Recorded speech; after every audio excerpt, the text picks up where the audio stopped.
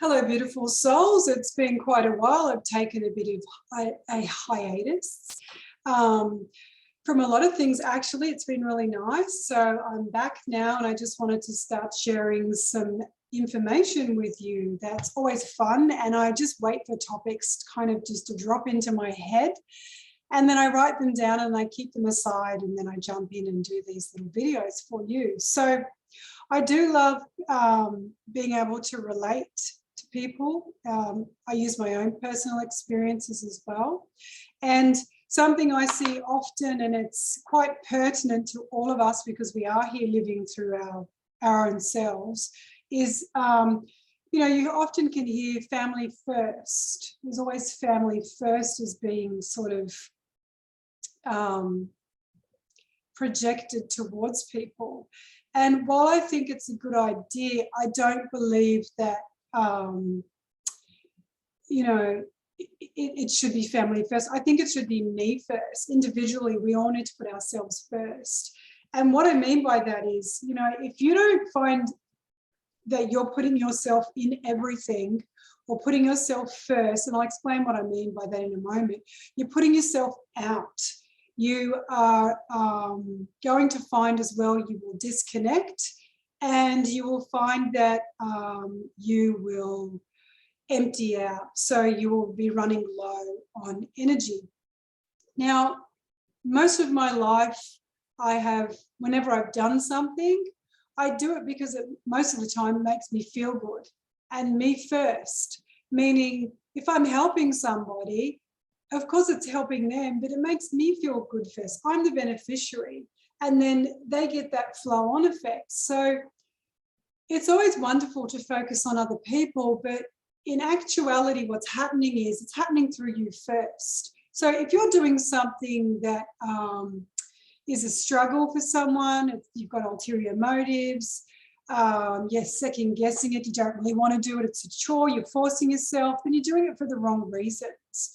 You need to hook into the reasons why you're doing it.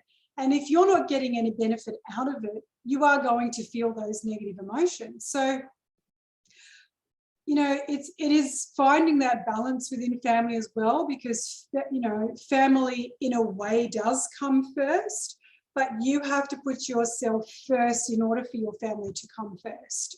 So if you're putting your family first all the time and you're not feeling good about that, that means that you're not taking time out for yourself somewhere.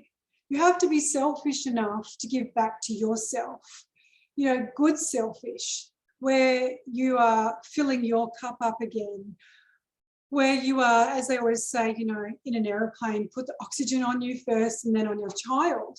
And that is a balance, I must admit, because when you have children, it's not always that way in the beginning. It certainly wasn't that way for me, although I did really enjoy, taking care of my family. I was ready for it and giving to them. But then you have to find that balance of giving back to you, coming back to you. Where do I sit in this picture? Who am I in regards to, where's me? Where's my me time? And I have actually worked with a client not so long ago who, you have to define me time. Some people will say, I don't have any me time. I don't have any me time. And I say to them, even going to the bathroom, even if your child, when they're little, knocking on the door, it's still, when that door is shut, it's still me time.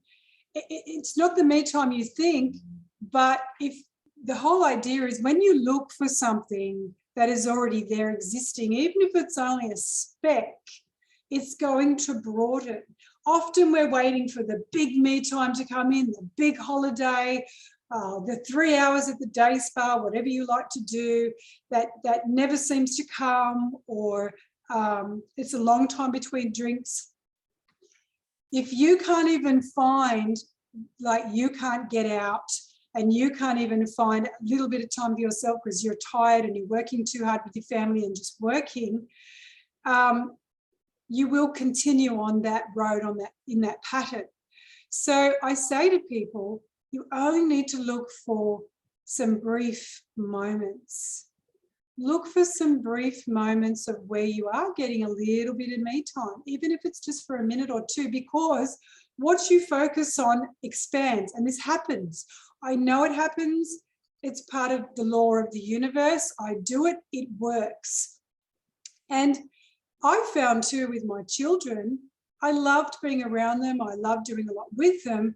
But I found that even when they were doing things with me and they were happy and they were in their own world, I felt like it was me time.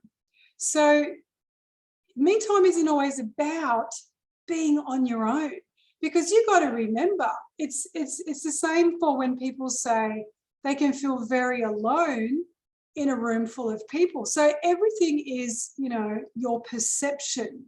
It's how you perceive it and how you can flip it and how you can swing it. But I will say, if you're not putting yourself first, you know, 70% of the time, you know, because if you're doing it 50-50, you are going to feel that it's sort of equalizing out. But if you're doing it 60, 70, 80% of the time, giving back to you in some way, then you're going to actually feel more whole, because what we're chasing is the feeling. And giving back to you, again, there are so many variables in that. And what I mean by that is, when you're doing something for somebody, and that makes you feel good, as I started in the beginning, you're the beneficiary of that feeling. You get it here and now. So it fills you up, it fills your cup. It gives back to you. That's part of your me time. So, you know, I just want to close and say, start looking for the gaps, start looking for the little points where you are getting some kind of me time in any way, shape or form. And another trick is remembering when you did get me time, what did that feel like? What does it feel like to have me time? Because what we're chasing is the feeling. And if you can get the manifestation going of the feeling first, that is where all your power lies.